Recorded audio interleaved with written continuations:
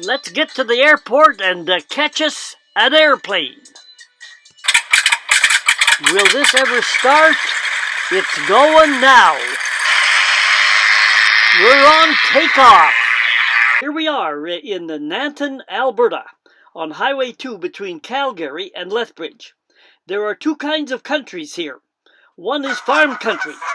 To the east lie the Great Plains and the big fields where the trucks haul in the high-grade grain. The other kind of country is ranch country, mostly to the west. It is a rolling hill country that rambles all the way to Kananaskis country, right up to the foot of the Rocky Mountains. But we are here to see neither one. We are here to see a unique place and to visit a great aircraft museum. It tells the story of the British-based Bomber Command, a group of fighting aircraft squadrons that carried the heavy load all during World War II. And many Canadians fought with the British command, and quite a few from Alberta here as well. These airmen, mostly British, were joined by Australians, South Africans, New Zealanders, many Canadians, and other people from other countries in the war against Nazi Germany. They call it the Bomber Command in Nanton, Alberta, south of Calgary. It's a great little museum. Come on by and take a look. Let's go inside. Let's do a short scan inside the hangar. All planes are housed in one big hangar or building. And as you can see here, it is just loaded with different kinds of aircraft. We'll come back to some later. Most in the Bomber Command were young, between the ages of 19 and 26. 125,000 served. Over 55,000 died. Over 8,000 were wounded. It was an unbelievable loss of the young and energetic and hopeful on both sides. The war was a total effort by everyone. Women worked in the factories, in the offices, in all communication and record-keeping work. I know a woman who walked the wings of aircraft, pulling long, heavy rubber fuel lines and fueled the planes. Another worked as a mechanic and airplane service worker because she had smaller hands that could do more effective work in the cramped quarters of wires and radios in the plane cockpits. Women also contributed to the war effort, of course, but nearly all of the flyers were male. The museum has several drawings that were allowed to individualize and personalize the aircraft. The flyers had their superstitions and often carried mascots with them. Things like family photos, a rabbit's foot for good luck, personal scarves, and teddy bears. It was considered good luck for everyone to urinate on the rear wheel just before takeoff. There was a desperate war in full flame. Little or no time existed for psychological services or counseling. Team leaders said they were airmen, not psychiatrists. But many suffered from the natural fear of dying, in addition to both the combat fatigue and shell shock. Those who hesitated or they were ridiculed, demoted, dismissed, or transferred with a label stamped on their personnel file, and that label was LMF, lack of moral fiber. The name of the game was to hide your fears and fight until you died. The star of the Nanton Air Museum is this big boy here, the Avro Lancaster Bomber. It was the most effective bomber and workhorse of World War II. Top speed was 450 kilometers per hour, and its range was 4,000 kilometers. Best of all, it could carry heavy bombs like the green one you see attached to the undercarriage of this plane. It was capable of penetrating over 3 meters of concrete and bringing down huge bridges and buildings. And also, best of all, it could limp home if damaged on only one of its 4 engines if necessary. Although primarily a bomber, it had 4 machine gun stations to protect from attacking enemy aircraft. But the bomber was still a death trap. Only a minority of young men survived beyond their first mission. Either enemy aircraft or anti-aircraft fire from the ground brought down the bombers. Parachuting success out of a hit bomber was only 15%. The 7-man crew of these bombers were a tightly knit group. They lived together and they flew together. And my cousin lost his life over that. When the bomber was hit that they were in, there's a defined sequence in which people take their turn parachuting out of the plane. And rather than take his turn in the sequence, my cousin chose to help some of his crew members who had been badly shot up in the gunfire when the plane was hit. And they made it. But there was not time for him to make the jump, and he crashed with the airplane. So, you know, it's another war story of heroism, sacrifice, and tragedy. These are some nice paintings on the walls of the museum.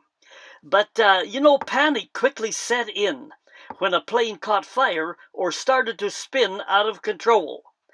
Problems of bulky parachutes, cramped quarters, and darkness added to the panic and difficulty.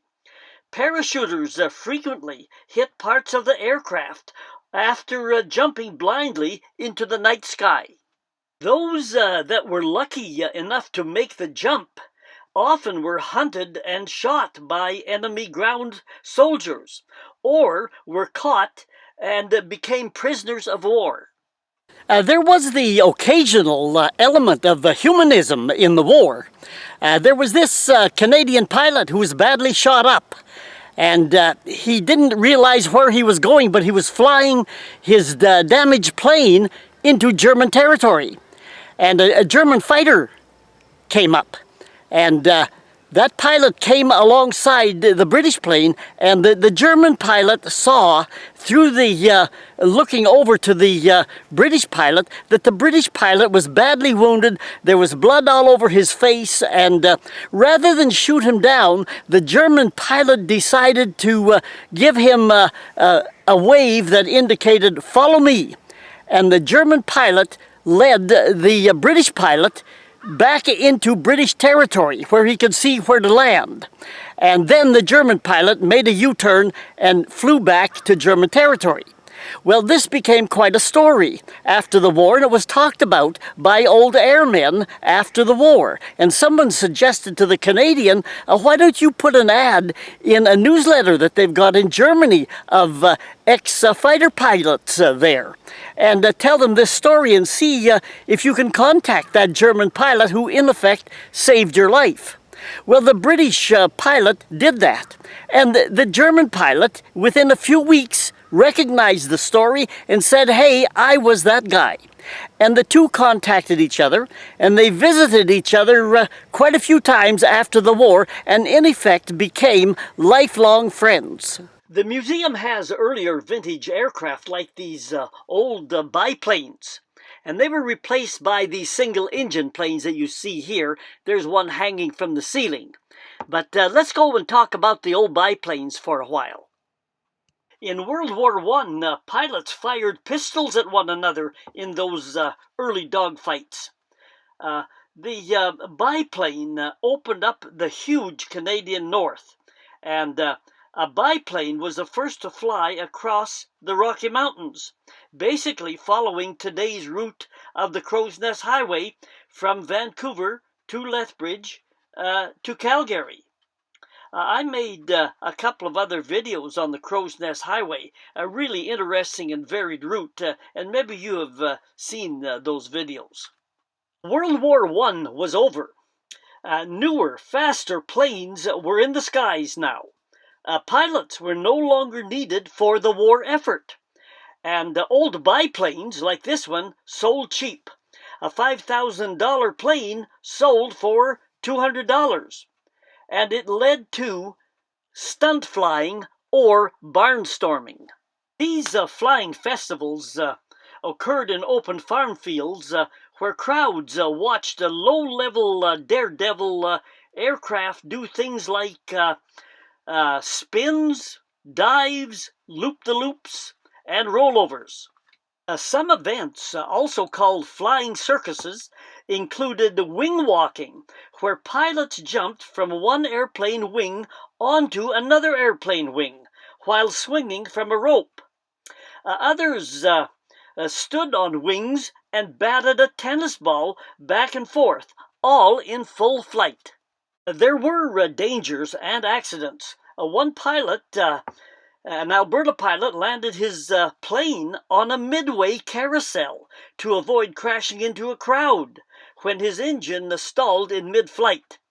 Government regulations clamped down, and eventually barnstorming was closed down itself. However, the forerunner to the modern air show had been set. Crazy things still occurred over Alberta skies. One plane, on takeoff, picked up some baling wire lying in the grass. The wire wrapped around the propeller, shattered the propeller into metal splinters that tore the cloth covering on the wings, and that required a forced emergency landing. Horses had to be scared off by aircraft in order to land at Victoria Park in Calgary. In an open cockpit run from Calgary to Edmonton, a pilot kept warm only after stuffing his coat and pants with newspapers for insulation. In another flight, wires holding the gas tank above the pilot's head broke, and the tank banged down onto the pilot's head. The dazed pilot was barely able to make an emergency landing. The airplane opened the Great Canadian North. There were three aircraft surfaces that did the job. They were the skis here to land on snow, the soft balloon tires to land on the rough ground, and pontoons to land on the water. Edmonton was the takeoff point. For 20 to 30 years, the Edmonton hockey team, now called the Oilers, were called the Flyers. But that organization sold to Philadelphia, which kept the name Flyers, the Philadelphia Flyers today. But the flying all started in Alberta for the Great Canadian North. I remember being on an airplane one time, and they used to strap fuel barrels on the pontoons and carry them away, and sometimes that overloaded the plane. We had too much weight, and we went up and down this lake and could not get airborne. So the pilot finally said, well, hang on to your hat. I'm going to tip the wings back and forth as we go down the lake. Now, if he tipped them too far, the end of the wing would catch the water and we'd have a crash. But anyway, as he moved back and forth side to side with those wings, it enabled more air to get underneath the wing. And that was just enough to get us airborne before the end of the lake and a bunch of trees facing us.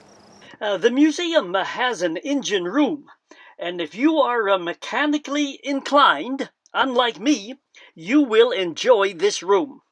Every engine has its special characteristics, and every engine has a story to tell. The museum also has a theater room where you can watch some old aviation films. Just walking into a museum like this one here at Nanton brings back a lot of memories and a lot of stories for anyone, and it's really an enjoyable thing. I remember flying in the beavers and otters. Those were the single wing planes that I flew with in the north quite a bit. I remember being in one of those small little beavers. They're good for about 2 passengers. We went hunting caribou one time. And the pilot said, when we land in this snow, run out from under the wing or the rifle shots will deafen you and hurt your ears. So we did that. The caribou started running and we started shooting, and we shot up quite a few animals and spent the rest of the day carving them up and skinning them up and loading the meat onto that little plane. Well, there was only room for about the pilot and the Inuit hunter to sit in the seats in the front. So me being the smallest guy, I had to lay in my belly near the roof on all of that meat in the back of that little plane. And it was a rough ride home. And another time I was in another kind of a plane, an otter, famous plane of the north. And we just took off, and the pilot had been drinking. And we hear this bottle rolling around on the floor, and the pilot said, "Hurry, undo your seat belt and get that bottle before it breaks." So we're climbing up into the air, and I'm on my hands and knees on the floor of that airplane, chasing after a half-full whiskey bottle. The museum has exhibits like this German fighter plane that is being restored. There's also an exhibit of old propeller types and a couple of vintage airport fire trucks. Here is an exhibit of the snowbirds, the famous Canadian demonstration squadron that has entertained at air shows and special events since the 1970s. This major military aerobatics team has had a few fatal accidents over the years. The original flagship, one of these jet tutors, is on display at the museum.